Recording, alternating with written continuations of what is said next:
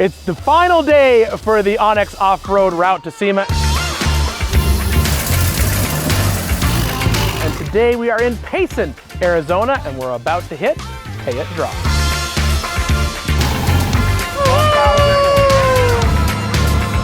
So we're gonna see who breaks first.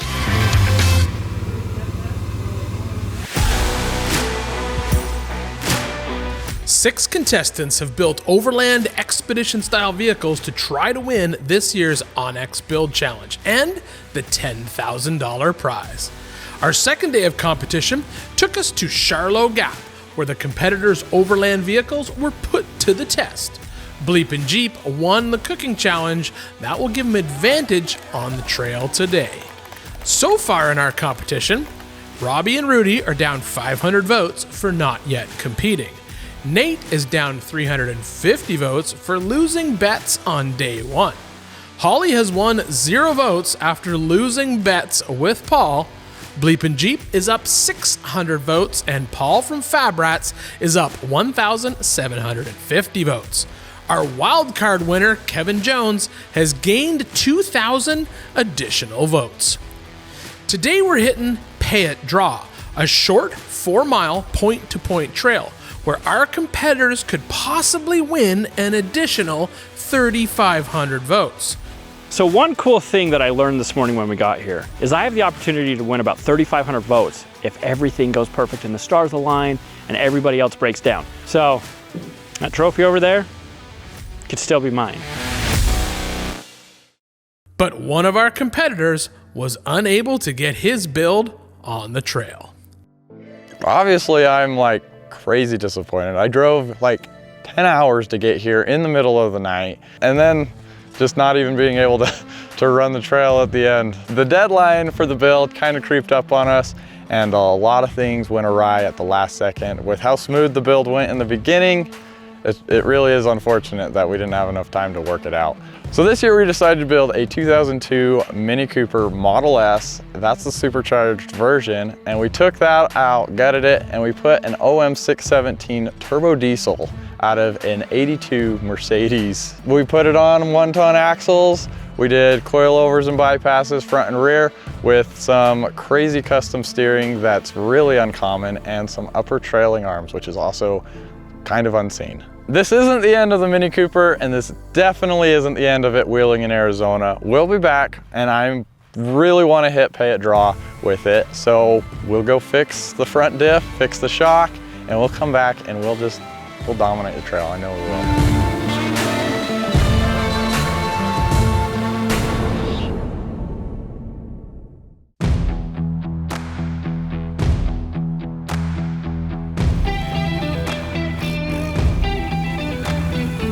These are the gates that you're going to be going through. We have 5 gates on this trail. They will progressively get harder as we go.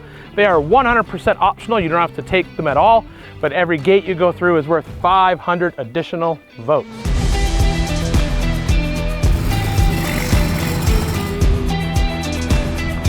I'm gonna give it a shot. We'll see how it goes, and we'll let Josh finish it off strong if I start to hurt.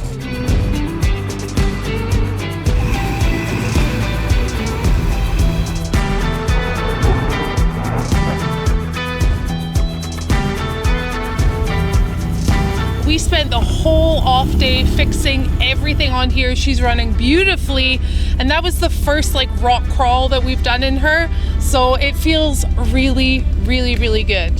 I'm so happy to be here on Pyeatt Draw, and so far it's beautiful.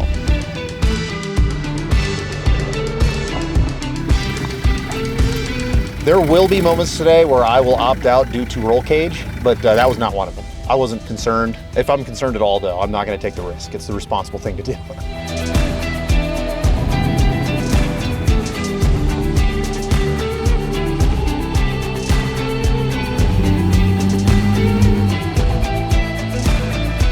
I feel like my weight is down low. So I mean, it looks a little funky, but we're on ORIs. We're sitting on nitrogen. I mean, this thing, it just does its thing. So far, I mean, we've only been through 1 gate, but we'll see how it performs.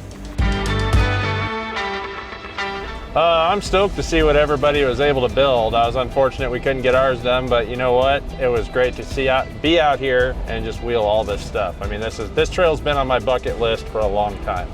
With everyone through the first gate and receiving 500 additional votes, the competitors head down the trail toward gate number 2. The platform for my build is a 1969 Dodge P200. It started its life out as a US government vehicle. I don't know what it did. I assume it delivered bread, but I'm not totally sure. But we knew that we were going to the SEMA show, so we went a little pretty on it.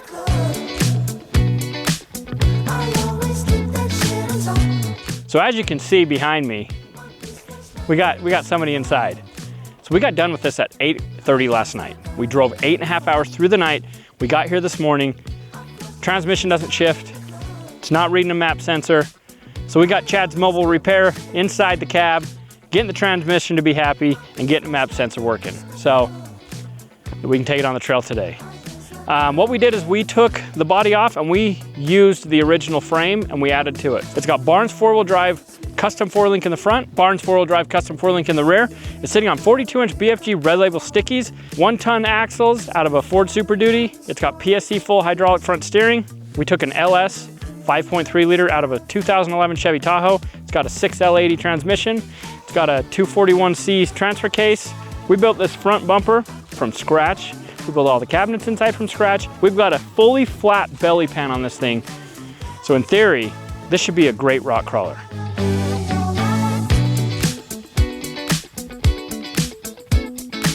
We wanted it to look old, but we wanted it nice. We wanted it to be capable, but we want to be able to show it. So that's what we brought. We painted it a metallic tan. And then I had my buddy that's a professional airbrush artist. He came down and I told him, I said, we got to make this look old, but new. So it took about 3 days to airbrush the exterior of this. Pretty much everything's new, but we did stick within budget. At the beginning of this competition, you guys may remember, we won the tug of war.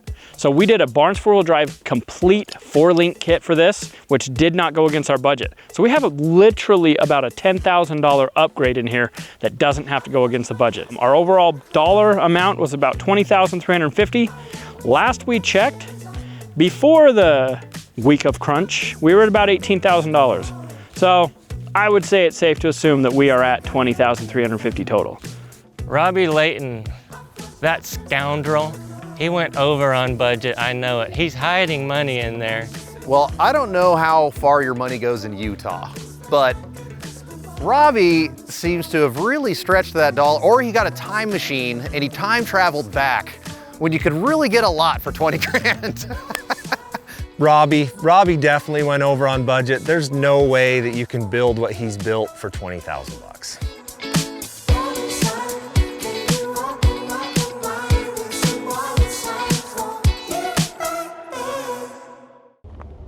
Surprisingly, the van is doing awesome. As long as things keep going as good as they're going, I think we've got a shot at getting all 3,500 extra points.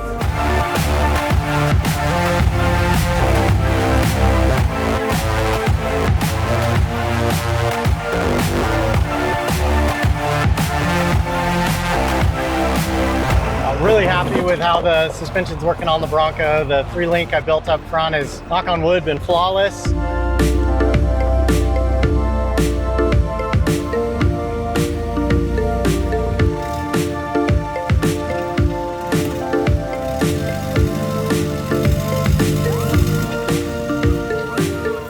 I hit a cone. Yeah, it's a little hard to drive with finesse with the manual with a gear this tall. It's as low gears as I could put in there, but yeah, without some lower transfer case or transmission gears or something, it's just, you know, you give it a little extra clutch, which sometimes allows you to rock back in between.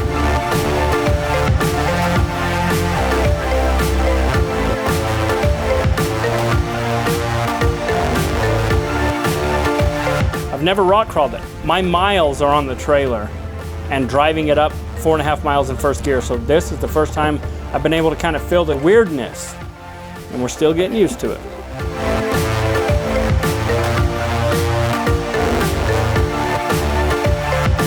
The only reason we went manual transmission is because it came with that Dodge. Otherwise, I am always an automatic guy, and you'll see on the trail that it's not going to be very smooth.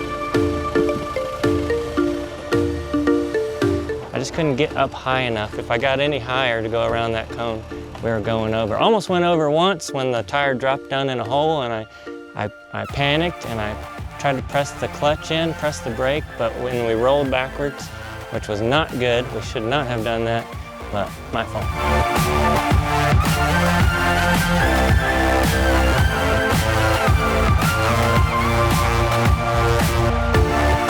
I crawled up it and it doesn't feel great. So what we're gonna do is we're gonna put a line through the car up onto the tree so it kind of keeps me off from tipping off. Nate decided the best way to go through the gate was backwards, using his rear-mounted winch to move his tires back so he could safely get through the cones.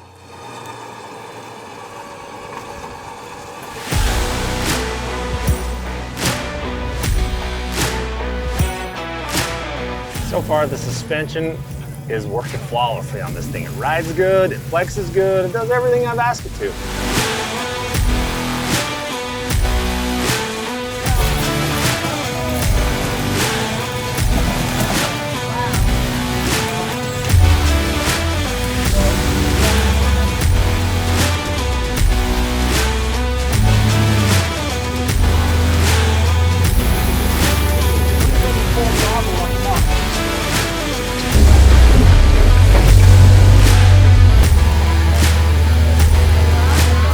So the third gate is the first one that I chose to bypass, and I have a feeling if they get progressively worse, that's probably the first of several bypasses for me.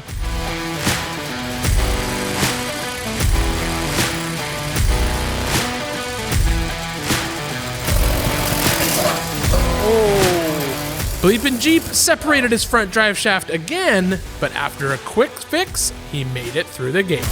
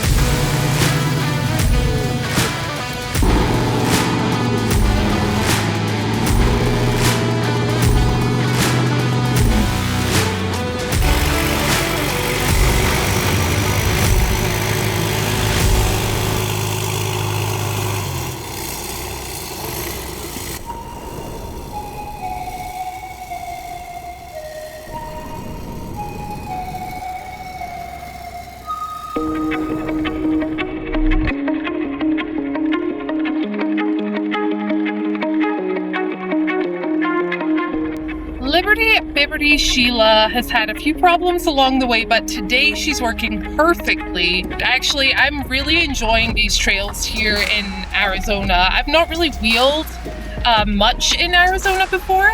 I think this is like a perfect place for moderate trails.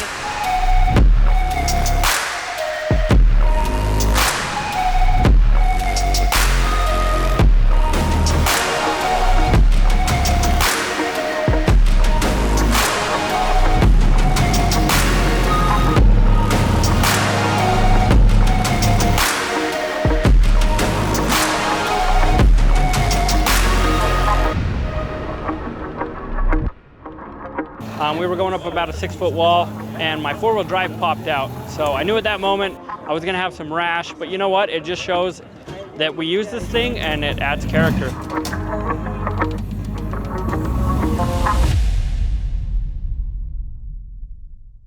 You were all tasked with building overlanders, but because you all have a very specific set of skills, you built a bunch of rock crawlers that you call overlanders. You have proven that your rock crawlers can be overlanders by driving on a drag strip, therefore they can handle highway and road miles. You've proven that they can be used for multiple days in the desert, spending the night in the desert and cooking your own food, being self-sufficient. And you've proven that they do well on a great trail here in Arizona. But now it's the time to prove how well they recover another vehicle off the trail. This is your winch challenge. It works like this. one vehicle goes to the top, that vehicle winches the next vehicle up. You are going to be recovering the vehicle any way that you see fit using the equipment that you have. It works like this. One vehicle goes to the top, that vehicle winches the next vehicle up. If you winch the vehicle up, it will be dead, not in gear, running only. If you pull it up clean, 1,000 votes. If the recovering vehicle has to use its drivetrain in any way to assist you, 750 votes. Since Bleepin Jeep won the cooking challenge, he gets to determine the order that the vehicles will go up, starting with cold.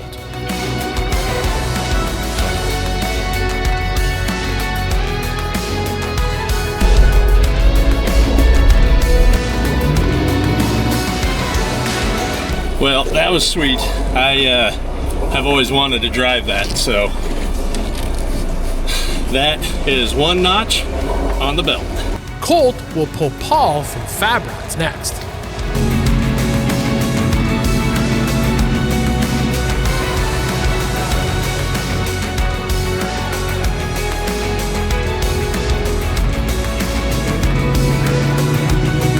Colt just barely pulled me up. I had to get in gear to get it up on, but we made it, so I think Colt's 750, man, he dropped out, so he didn't get any points. Now I gotta pull Bleepin Jeep's big old heavy thing up over this. We've got a game plan, we'll see if it works.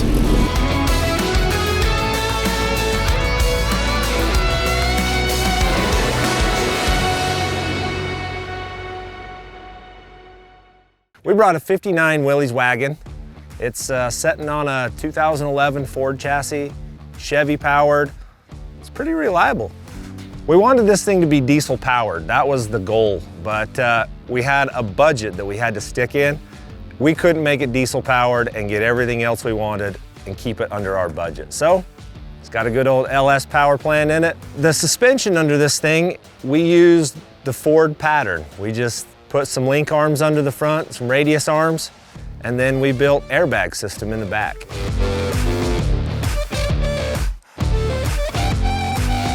The reason we picked the Super Duty frame is because front and rear axles are good already. You don't have to mess with them. So we took some Yukon parts, stuffed inside. We got 538 gears in it. It already had electric locker in the rear. So we just stuffed another locker in the front of it. The thing I'm most proud of about this is that we drove it here. It runs, it drives, it does everything. The AC blows ice cold in it. This build actually just kind of fell together.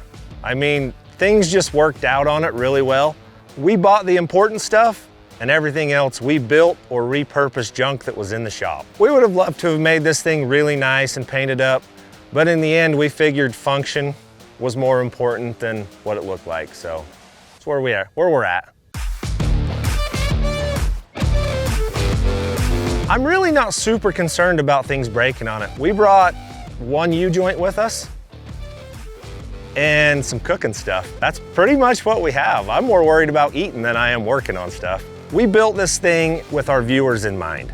I mean, they've loved this build on our channel, and we're gonna give it to one of them. When this is all said and done, hopefully we have the trophy sitting on it, and one of my viewers takes this thing home with them. So that's the plan.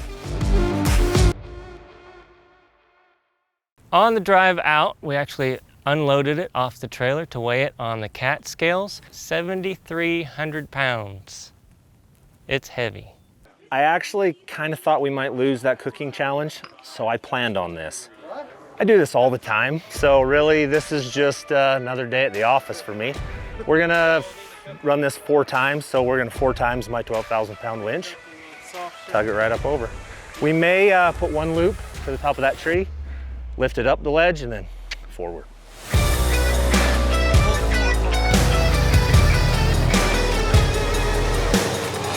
I settled for 750 points because that big orange thing is going down and we need to get out of here.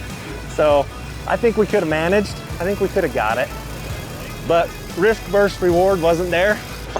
We need to go to Vegas tonight.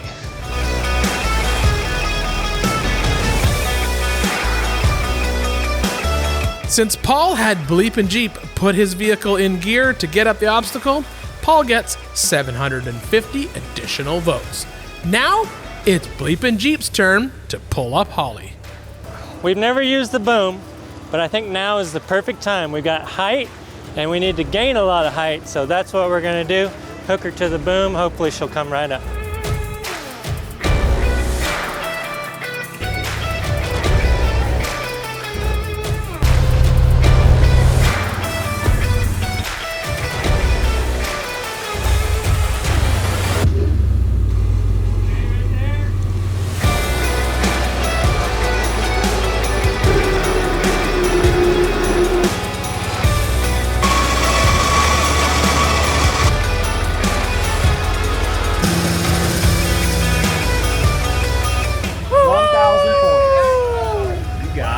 So for this winching competition, we're actually using 2 of the elite partners with onX Offroad, Warren, and we are using yanking ropes because this happens all the time. You never know when you're going to have to recover someone.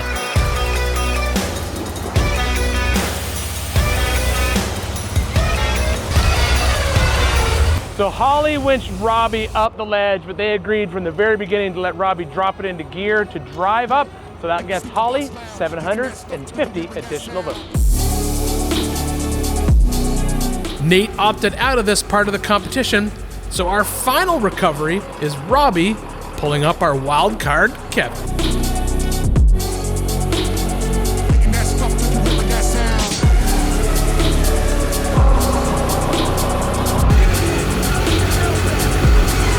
We pulled Kevin up. He did put it in drive, so we got 750 points, but you know what? That's 750 more points than I had at the bottom of that hill. It's been really cool to be the wild card contestant on the onX Offroad Build Challenge. It's been fun to get to meet all these people and to hang out with everybody the whole week. Just an incredible experience. So now that we've completed the final winch challenge with all of our competitors, they will now hit the highway and head to the annual SEMA show, where all their vehicles will be on display in the onX Build Challenge booth. It's pretty surreal to have one of my own vehicles at the SEMA show. It's so awesome that people get to see a little Liberty Bibbity Sheila here amongst all these crazy cool builds. Making it to the SEMA portion feels incredible. It's been an amazing experience to be a part of this group, to be at SEMA.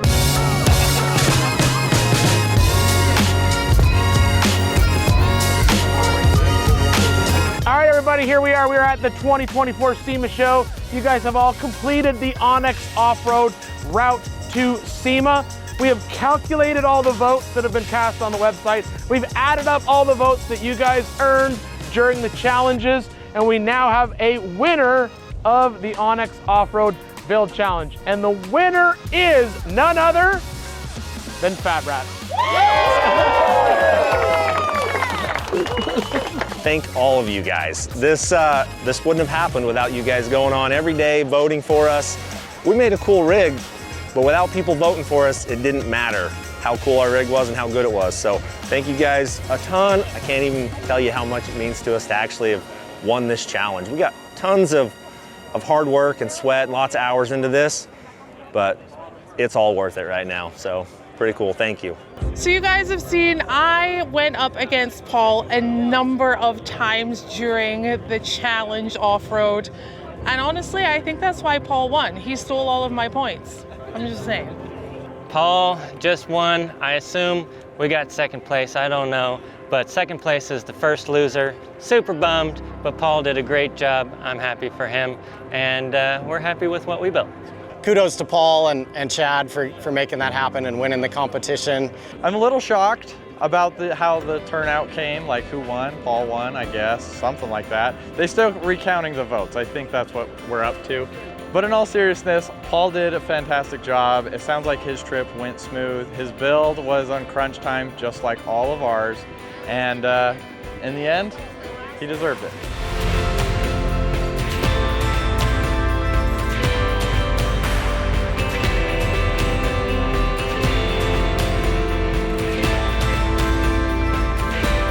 So Paul from Fab Rats becomes the official winner of the 2024 onX Build Challenge. And he definitely deserves the win. The Willys wagon that him and Chad's Fab put together worked flawlessly for multiple days out on the trail. Add to the fact that he drove it from his shop to the starting line in Tucson. tackled every single challenge that we could throw at him and did it all with a smile on his face. Paul is definitely a champion at heart. I just want to say this has been an incredible onX Offroad Build Challenge this year in 2024. Thank you to all of you guys who voted continuously. Thanks to onX for inviting us on this cool adventure. I mean, without them putting this all together, we would have never got the chance to be at SEMA. Thank you to every one of you that went to the website, that voted for us daily. And I want to thank everyone that voted, not just for me, but for all of the competitors. And thank you, onX, for putting this on. It's been a blast putting these vehicles together, and thanks for watching.